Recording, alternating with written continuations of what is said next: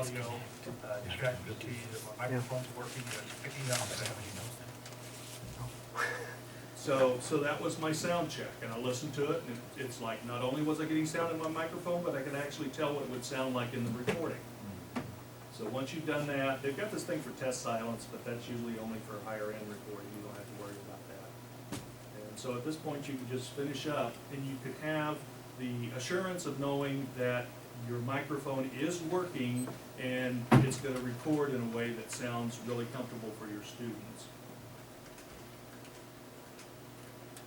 For the camera, if you decide to use that, remember the thing I said about camera was it's usually only going to be necessary if it's important that they see your face. And you might do that the first day, but after you get into it, if what they really need to be concentrating on is what you're sharing on the screen, such as a PowerPoint or a web page or whatever you're showing them, then it's best to minimize what you're actually broadcasting of yourself, and maybe just instead of broadcasting video, just use a share pod to put up a picture of yourself and leave that there for your students. But there are other reasons why you might do it. For example, if you want students to, if you're teaching them different positions of what your lips might look like when you're making certain sounds, and so it's important that they see your face when you do that, or you're showing them certain gestures that would be given.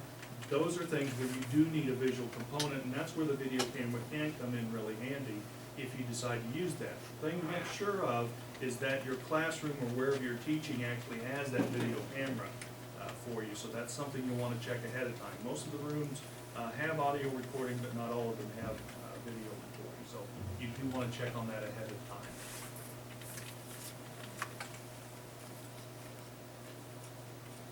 And then this last one here is just for you to allow students to ask questions. And this can be really good when you're lecturing, because sometimes when you're lecturing, you may not be aware that students are asking questions.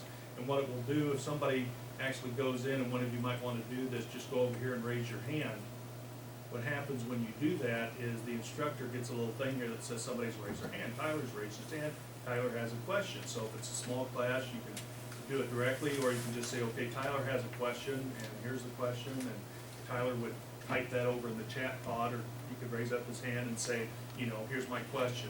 But this is a way for students to kind of be able to interrupt without necessarily having to interrupt you in class, or if you're doing this online, which is what we're looking at here, it allows you to be able to realize that one of your online students is asking a question. You can look at the chat pod and respond to their question that they're giving. And then after you've answered, something like the text J, everything off, and that way I know. So, you know, you can actually keep track or monitor those things.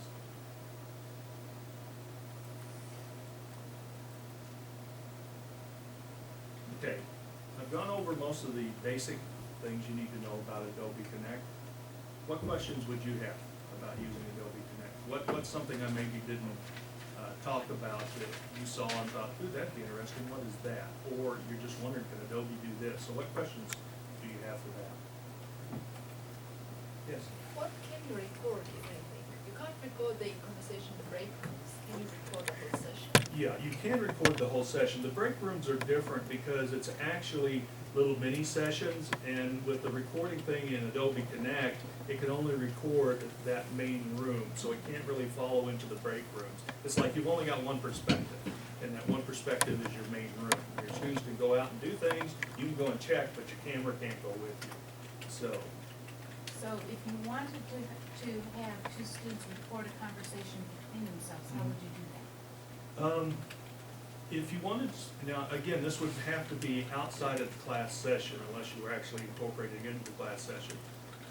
Adobe Connect is something that not only you as an instructor have, you have your own account, but your students do as well. So you can have your students go into Adobe Connect and record conversations between themselves, so that if they both have microphone, even if they both have video, they can bring that up. In fact, we regularly do that with a lot of our meetings that we have with the CITL. We'll meet both within our department, with departments at other campuses, and not only can we share the information that we're seeing here, but we're also able to record those meetings so we can go back, review things we discussed, and so on. And your students can do this as well. They can set up their own meetings. They can go in, if you had a group, you could tell each of your students, certain day of the week, you pick it out, you get together in your own Adobe Connect session, one of the students will host it, the other ones will go in and they'll all have a conversation, and they can record the entire thing. All they say, everything that's on video.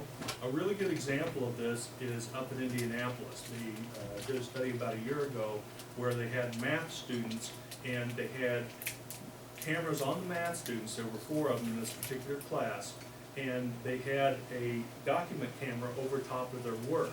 So what the instructors saw on the IUPUI campus were the faces of the students as well as what they were doing on the paper as they worked.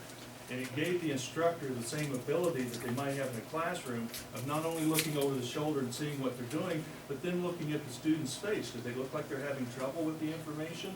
Picking up those nonverbal signs that we always look for as teachers to be able to determine whether or not our students are struggling with something. So there are all sorts of capabilities that you can have with Adobe Connect to try as best as possible to turn your virtual classroom into the things that look like a real classroom. So that's always a possibility with that.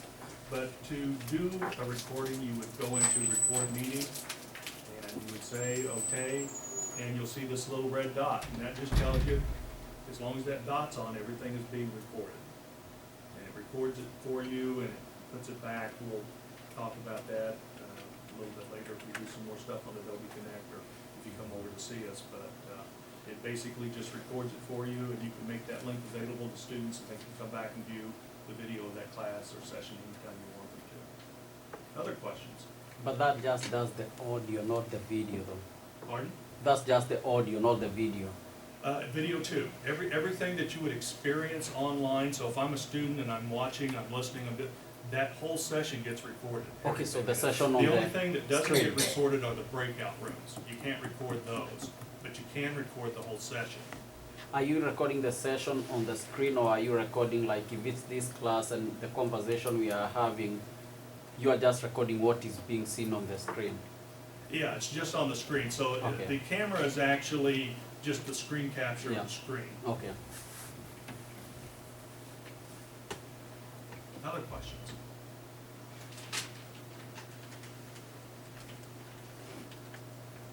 So what we thought we would do in the last 15 minutes or so is give you a chance to ask questions about Canvas, and I can start showing you things in there. I wanted to mention that coming up, we'll be having a workshop about VoiceThread. VoiceThread is another kind of tool that allows you to record your voice. Has anybody here seen VoiceThread? Okay, so a couple people have. It's great technology. We now have an enterprise license that will be integrated into Canvas, so you'll be able to use it. And it's kind of hard to describe what it is, but you can think of it sort of like a discussion forum, but there's usually something that you're discussing, a picture or something else, and then you can go in and record comments about that picture. You don't have to be there all at the same time, and then go back and play all the comments that were made about that object. You can Google it, take a look at VoiceThread, but that will be coming up later on this semester, and we'll have lots of examples of how it's used in language courses in Indianapolis. So it will be of particular interest to you all, I think. Okay, anything to say? Okay, so we'll open it up to questions about Canvas or anything you want to work on. Before you leave, please fill out the evaluation form and leave it up here. And make sure you pick up a flyer if you didn't. And So when is anything the else? last time we used OnCourse? So OnCourse, you won't be able to teach a course in OnCourse after summer of 2016. So summer 2016, the end of next summer, no more courses in there. The old courses will remain for a while, so you'll still be able to go back and access your old materials. But really, this is a good time to move to Canvas because now there are migration tools, meaning that you can take a lot of what you already have in OnCourse and move it into Canvas. You can move all of the resources, you can move assignments, tests and surveys, discussion forum prompts, I think. And so there's very good knowledge base articles about how to do that. But, you know, get stuff over. A question to ask is, okay, so I know a little bit about Adobe Connect and I know a little bit about Canvas, how to get started. How would I get started? For Canvas, you're all in, you all have a teacher's role. When you are at, can you show this, Kyle? Can you go into a Canvas course site? When you're right at the very beginning, you should see a button that says Start in Class. It's not like you have to wait, request the practice site and wait. You can just start your own class, move content over, start playing with it, set up some of these assignments, and try them out in your own practice site.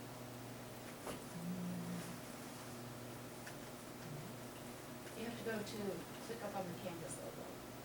You have to get out of the course and into the main studio. And it'll be way down at the bottom. Start your course. I can't get it up. It's down at the bottom here.